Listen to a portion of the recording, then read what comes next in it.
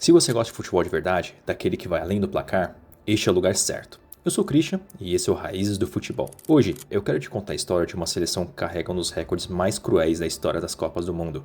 A Escócia já disputou 8 mundiais. 8. E nenhuma dessas participações conseguiu passar da primeira fase. À primeira vista, parece apenas a história de uma seleção que nunca esteve à altura dos grandes palcos. Mas a realidade é muito mais interessante do que isso. Porque a Escócia já foi eliminada de uma Copa sem perder um único jogo. Já venceu seleções mais fortes e mesmo assim voltou para casa mais cedo. Já derrotou uma futura vice-campeã do mundo e terminou eliminada da mesma forma. E foi vestindo a camisa escocesa que nasceu um dos gols mais lembrados das histórias dos mundiais. Um lance que até hoje aparece em listas dos mais bonitos já marcados em Copas do Mundo. O problema é que quase todas essas histórias terminam do mesmo jeito, com a Escócia fazendo as malas. Porém, ao longo das décadas, os escoceses transformaram as eliminações precoces em uma espécie de tradição involuntária, uma sequência tão improvável que acabou criando uma reputação única no futebol mundial. A Escócia não ficou conhecida apenas por perder, ficou conhecida por encontrar maneiras especialmente dolorosas de ser eliminada. E quando você entender essa história, percebe que o confronto contra o Brasil em 2026 é muito mais interessante do que parece a esse ponto de vista. A maldição começou logo na primeira participação da Escócia em Copas do Mundo, em 1974. Os escoceses caíram em um grupo complicado, ao lado do Brasil,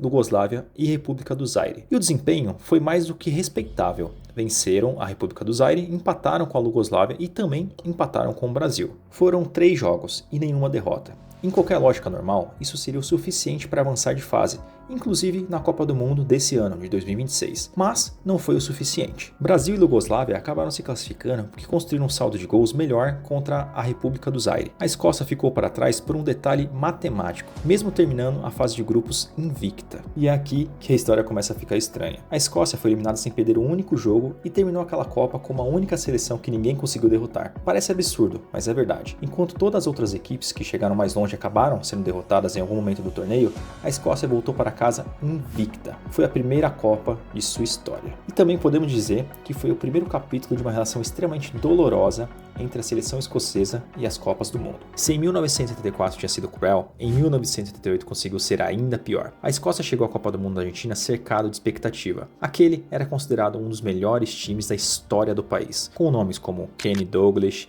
Graeme Souness e Joey Jordan. O otimismo era tão grande que o técnico Ali MacLeod não escondia a confiança e chegou a dizer que a Escócia voltaria para casa com a taça.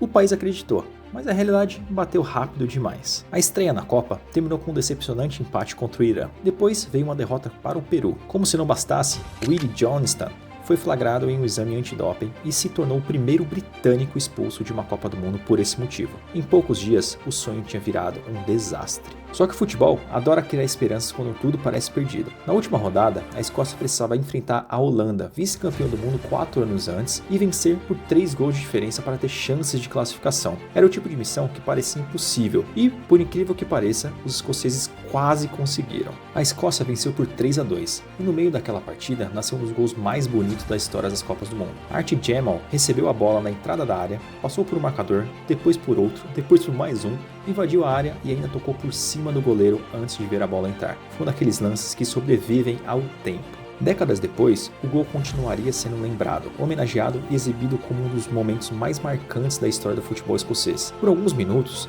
parecia que a classificação viraria realidade, mas faltou um gol.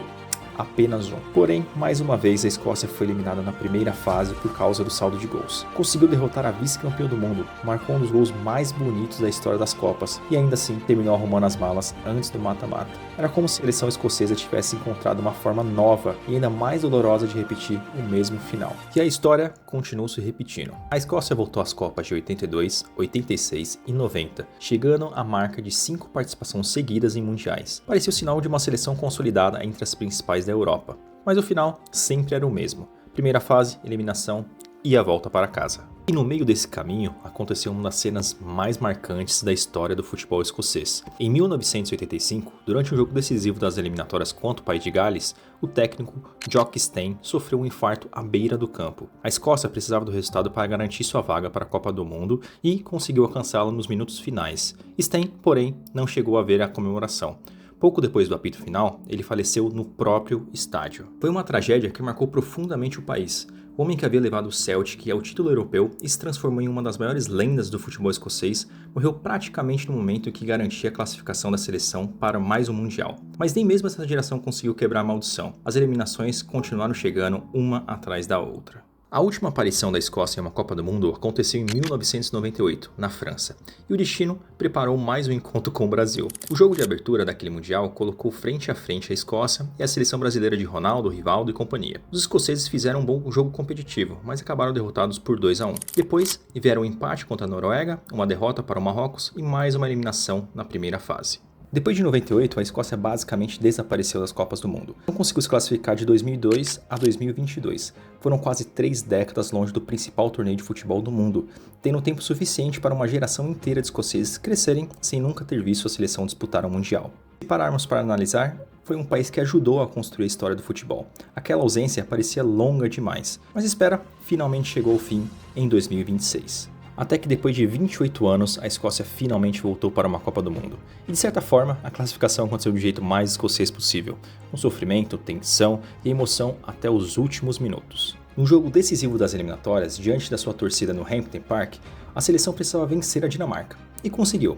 Foi uma partida caótica, intensa e cheia de reviravoltas, terminando com uma vitória por 4-2 que o próprio capitão Robertson descreveu como as partidas mais loucas de sua carreira. Naquela noite teve de tudo. Teve um golaço de bicicleta de Scott McTominay, teve a explosão da torcida nas arquibancadas e teve um gol nos acréscimos que transformou a tensão em festa. Quando o apito final soou, não era apenas uma classificação, era o fim de uma espera que já durava quase 3 décadas. Mas existe um detalhe que torna essa história ainda mais especial. Após a partida, Robertson dedicou aquele momento a Diogo Jota, amigo próximo e companheiro de Liverpool. Os dois haviam compartilhado o sonho de disputar uma Copa do Mundo e conversavam frequentemente sobre isso. Quando a vaga finalmente chegou, o primeiro pensamento do capitão escocês foi para alguém que não estava mais ali para celebrar. E é justamente por histórias como essa que o futebol consegue ser muito maior do que um jogo, porque às vezes uma classificação vale mais do que uma classificação. Ela carrega memórias, ausências, amizades e anos de espera concentrada em apenas uma única noite. Mas a Escócia de hoje não vive apenas de histórias do passado. Existe um bom motivo para a seleção ter voltado às Copas do Mundo depois de tantos anos. Hoje, o principal nome do time é o Scott McTominay. Durante muito tempo, muita gente o enxergou apenas como um jogador útil do Manchester United, mas a mudança para o Napoli transformou a sua carreira. Na Itália, ele se tornou uma das peças mais importantes da equipe campeã nacional e hoje é visto como um meio-campo completo, daqueles que marcam, correm, chegam à área e aparecem com muita frequência para decidir os jogos. Ao seu lado está Andy Robertson,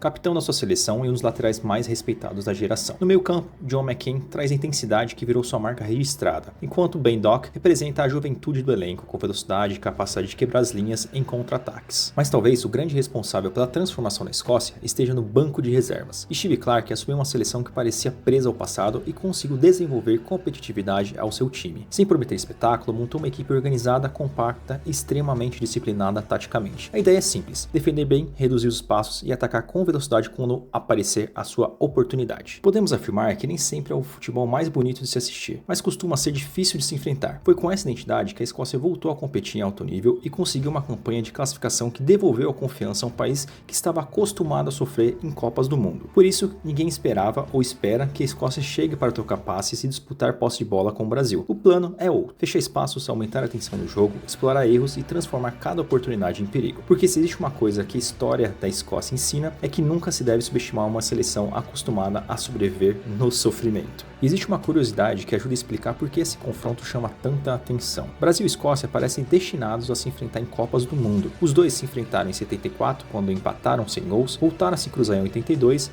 e ali a Escócia teve pela frente talvez uma das maiores seleções da história. O Brasil de Zico, Sócrates, Falcão e Júnior venceu por 4-1, uma partida que até hoje é lembrada como uma das grandes exibições daquela geração. O reencontro aconteceu novamente em 1990, com a vitória brasileira por 1-0, e voltou a acontecer em 1998, na abertura da Copa da França, quando o Brasil de Ronaldo venceu por 2-1. É quase uma tradição. Sempre que a Escócia aparece em uma Copa do Mundo, o Brasil aparece em seguida em seu caminho. E podemos afirmar que em 2026 não foi diferente. diferente. Os dois caíram no mesmo grupo, ao lado de Marrocos e Haiti, criando mais um capítulo para uma história que já atravessa décadas. No papel, muita gente olhava para a Escócia como um adversário acessível para o Brasil, mas existia um detalhe muito importante aí. A Escócia passou boa parte da sua história ouvindo que era um azarã, que não tinha os mesmos talentos das grandes seleções e que provavelmente ficaria pelo caminho. E ainda assim continuou voltando às Copas do Mundo. Por isso, dificilmente será um time intimidado pela camisa, tradição ou até mesmo favoritismo. Depois de passar quase 30 anos longe das Copas e carregar décadas de frustrações, aquela seleção chega ao torneio com algo que nem sempre aparece nas estatísticas. Chegará com a sensação de que já sobreviveu a coisas muito piores do que um jogo de futebol. E então, é isso. A Escócia é a seleção que transformou o fracasso em uma forma de arte, foi eliminada de uma Copa sem perder nenhum jogo, derrotou a vice-campeã do mundo e ainda assim voltou para casa, viu seu técnico morrer à beira do campo logo após garantir uma classificação e passou 3 décadas longe dos mundiais, que logo encontrou o caminho de volta apenas depois de mais uma campanha marcada por sofrimento, drama e emoção até o último minuto. 8 Copas do Mundo, 8 eliminações ainda na primeira fase. Essa é a maldição que acompanha a seleção escocesa há mais de 50 anos. Mas talvez exista uma forma diferente de olhar para essa história, porque a Escócia nunca foi lembrada apenas pelas derrotas. Ela é lembrada pelo gol de Archie Gaiman,